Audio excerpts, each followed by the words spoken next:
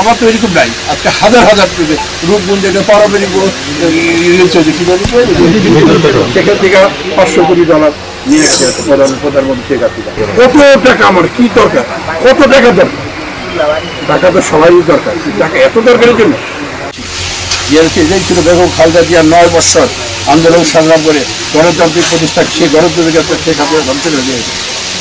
সেই গণতন্ত্রের আবার পুনরুদ্ধার করতে আজকে দেখেন একটা সেক্টর নাই। গতকালকে অন্তর্বর্তী সরকারের প্রধান ডক্টর ইউনূস বলেছে যে শেখ হাসিনা প্রতিটি প্রাতিষ্ঠানিক প্রতিষ্ঠানকে শেষ করে দিয়ে সে পালিয়ে গেছে। একটা প্রতিষ্ঠান কিছু নাই, কিচ্ছু সব জায়গায় আজকে দেখেন এই শেখ হাসিনা মানুষকে আজকে কত মানুষকে লোককে মানে কি বলে 1 তারিখ থেকে 5ই আগস্ট পর্যন্ত এই কয়েকদিনে তারা যে এত লোক মারছে মানুষটা সে অন্য কিছু, এবং তারপরে তো গুণ কম পড়ছে।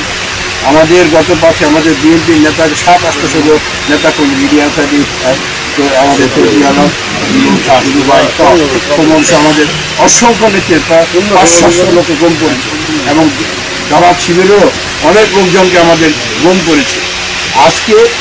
আজকে দেশে একটু কি বলে ত্রাসের রাজত্ব সৃষ্টি করেছে।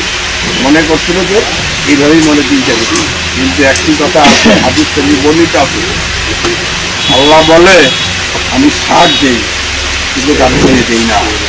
এরকম করে কেউ যায় পৃথিবীর কোনো জায়গায় আছে যাওয়ার কোনো সময় পাইনি।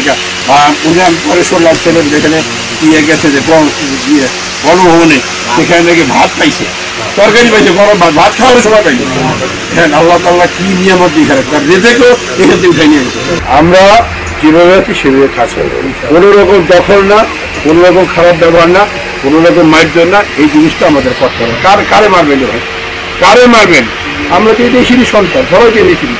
কারে মারবো আমরা, কারে মারবো পাকিস্তান থেকে আসতে আমরা করবো, দরকার কি? আমার একজনকে ক্ষতি নেওয়ার দরকারটা কি? কোনো প্রয়োজন নেই। আমরা একজনই থাকবো, মানুষের সাথে থাকবো, মানুষের ভালোবাসা পাবো, এবং আমাদের সামনে আগামী জাতীয় নির্বাচন হবে, সেই নির্বাচনে যাতে করে মানুষের ভোট দিতে পারে, ভোটাধিকার প্রয়োগ করতে পারে। কারণ এই দেশে ভোট বলতে কোনো শব্দ ছিল না।